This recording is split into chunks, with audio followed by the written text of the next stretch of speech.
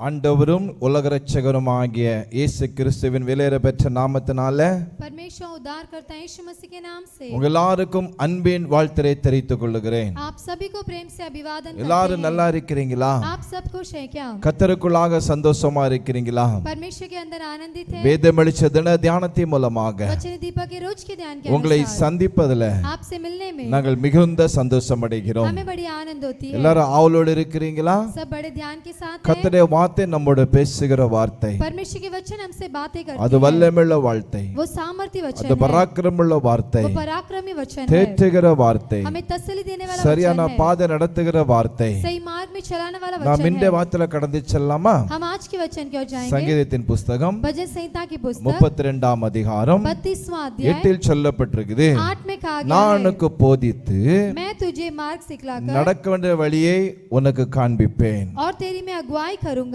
ஆண்டவர் சொல்லுகிறார், परमेश्वर कहते நான் हैं, உன்னை நான் போதிப்பேன். मैं तेरी अगुवाई करूंगा. நான் உனக்கு போதித்து मैं तेरी अगुवाई நடக்க करके வேண்டிய வழியை உனக்கு நான் காட்டுவேன். और जिस मार्ग से चलाना है मैं दिखाऊंगा. நம்முடைய ஆண்டவர் हमारा परमेश्वर நம்முடைய பிள்ளைகளை अपने बच्चों को சரியாக போதிக்கிறவர், सही ढंग से मार्ग दिखाता है. சரியான ஒரு ஆலோசனை சொல்லுகிறவர். अच्छी एक अगुवाई देता है. இது சரியான வழி, ये सही मार्ग இது है, தவறான வழி ये गलत मार्ग है. என்று சொல்லி ऐसे कहकर அவர் நம்மளை சரியான வழியில் நடத்துகிற தேவன். वो हमें सही मार्ग में चलाने वाला நம்முடைய தேவனுடைய परमेश्वर. பிள்ளைகளே, इससे परमेश्वर के लोगों, ஆண்டவர் உங்களை ஒருபோதும் परमेश्वर आपको कभी भी தவறான பாதையில் நடத்துகிற தேவன் அல்ல. गलत मार्ग में नहीं लेकर அவர் जाते. சரியான வழியில் நடத்துகிற தேவன். वो सही मार्ग में चलाता அவருடைய है. கட்டளைகளையும் उनकी आज्ञाओं அவருடைய को, நியாயங்களையும் उसके जो प्रकार है, அவருடைய வார்த்தைகளையும் उसके शब्दों को நீங்கள் நம்பி उसे भरोसा रखके, விசுவாசித்து विश्वास करके கீழ்ப்படியும் பொழுது उसे आज्ञा पालन நிச்சயமாகவே करते समय निश्चय ही சரியான வழியில் நடக்கும்படியாக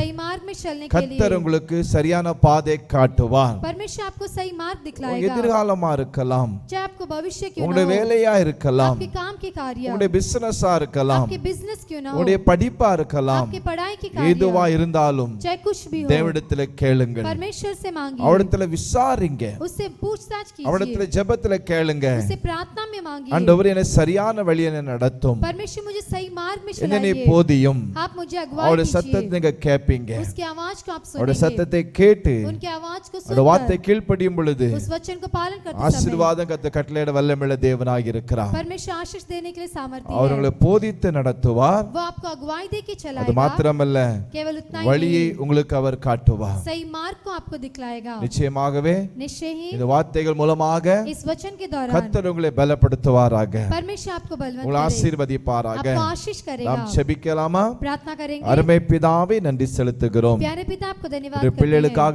செபிக்கிறேன். आपके बच्चों के लिए இந்த प्रार्थना करते हैं. வார்த்தையின்படியாக உடைய பிள்ளைகளை நடத்தும். इस वचन के अनुसार बच्चों को சரியான चलाइए. வழியில போதியும். सही मार्ग में उन्हें अगुवाई வழியில कीजिए. தடுமாறி கொண்டு இருக்கலாம், मार्ग में भटकते होंगे. எந்த வழியில போவோம் என்று சொல்லி குழப்பி கொண்டு இருக்கலாம். किस मार्ग में जाना है करके कंफ्यूजन में நீர் होंगे. பேசி आप बातें சரியான करके பாதையில் நடத்தும்படியாக நாங்கள் செபிக்கிறோம். सही मार्ग में चलाने के लिए प्रार्थना இந்த करते கரத்தை हैं. அர்ப்பணித்து செபிக்கிறோம். आपके हाथों में अर्पण करते ஜெபத்தை हैं. கேட்டதுக்காக நன்றி. प्रार्थना सुने धन्यवाद. இயேசு மூலம் ஜெபங்களும் நல்ல பிதாவே, यीशु के नाम से मांगते पिता. ஆமென். आमेन.